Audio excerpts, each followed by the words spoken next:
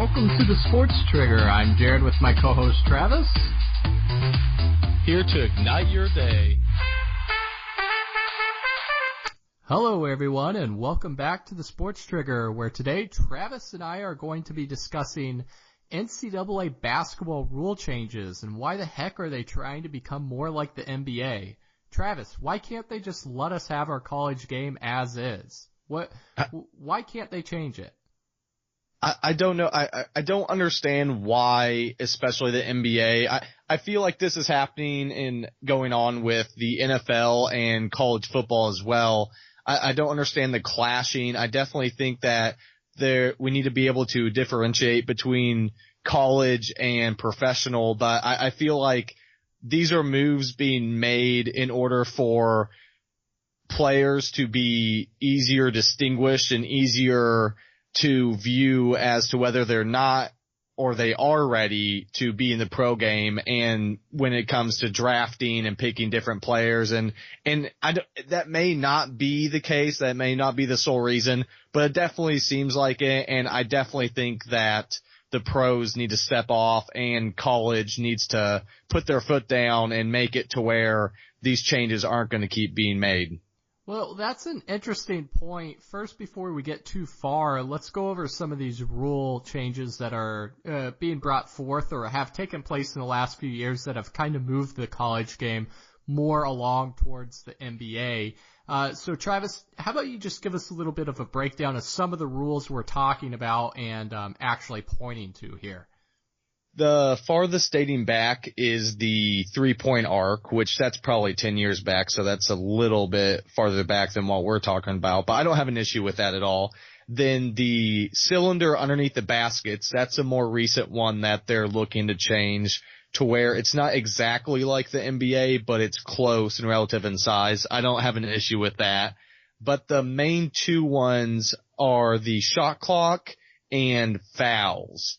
And shot clock, they want to lower that down a couple seconds so that it's closer to the NBA. So I believe it'd be around 2 to 3 second difference to what the NBA is. And then with the fouls, they want to kind of relook at that so that essentially star players aren't affected and that there's better and more fluid gameplay.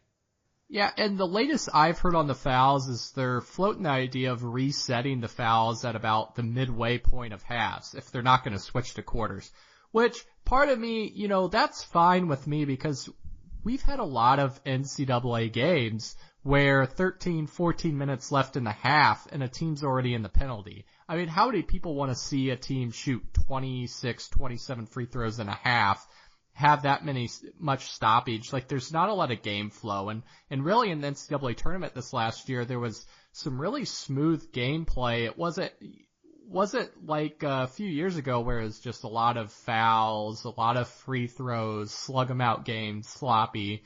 So I'm fine with that rule of looking at, okay, how do we keep games from being foul shooting competitions? Like, it's just not something that everybody wants to see. But you bring up a good point. Do you feel like it's the NBA that's going into the NCAA and saying, hey, like, these are the rules we want you to change, and this is what more just the NCAA saying, hey, we have a pace problem, we want to get our ratings up?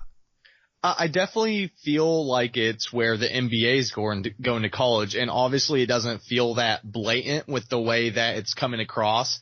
But you know how shady professional sports can be, and I definitely think that, that's part of it. And I don't think I think college is perfect. I think that there's plenty of scoring in college the way it is, and I don't have a huge issue with the shot clock being reduced as much as I do the fouls, which, I guess it depends on how they're going to break that down, because I just can't picture watching college basketball and it being quarters. I just can't. And that's way too relative to what NBA is. And I want to see halves there still. That's the one rule that I would be very interested to see what they would, or how they would change it, because I need that distinction, Jared. If there's no distinction, then it just makes it harder for me to watch, because I don't know. I don't think I could put up with it.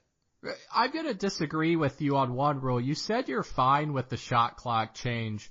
I'm absolutely against that. And the reason why it would take away or hinder one of the biggest reasons people watch college basketball, and that's the upset. You take 3-4 seconds off the shot clock, then you're going to have less upsets because you're going to have teams that are going to have, that don't have athletes that can regularly get their own shot and make it versus, like teams like Kentucky or UCLA or Kansas with, actual NBA talent.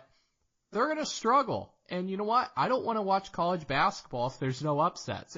It's just going to take away some of that mystique. Yeah, I guess I take that back. I'll probably watch some of it still, but it wouldn't be the same, especially come March. I mean, a lot of those teams really need to run through their offense to get decent shots and to run the clock down. So I think that's an absolute no-brainer. Do not touch that.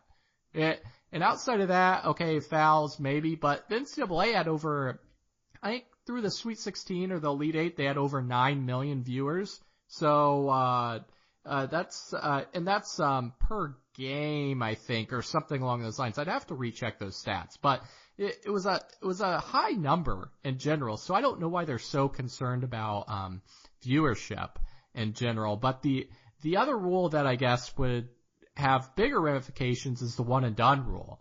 So it'll be interesting to see how they tackle that rule. If they just do away with it, I'm fine with that. It would be interesting to see how the style of play would change, or maybe the actual fun in watching the game. You'd have more 3 and 4 year players, but I don't think that you'd have that excitement of people watching these players and saying, oh, look, like this guy's going to go to the NBA next year and he's just tearing it up. Do you think the one and done brings excitement with those players, or do you think people would rather just see, okay, they're going to stay here a few years or not and let them go? I definitely think that there's a torn viewpoint on that because it really depends. Certain places get more of those one and done players, so they may be more open to it, or at least maybe at first they may not be for it, and then they see how good they are, and as long as they continue to win, then they won't have as big an issue with it. But I think in the long run, it doesn't hinder me to watch the game if I know that a certain program is a bunch of one and done players like Kentucky, right? I don't like watching Kentucky period anyway, just because I don't like the program.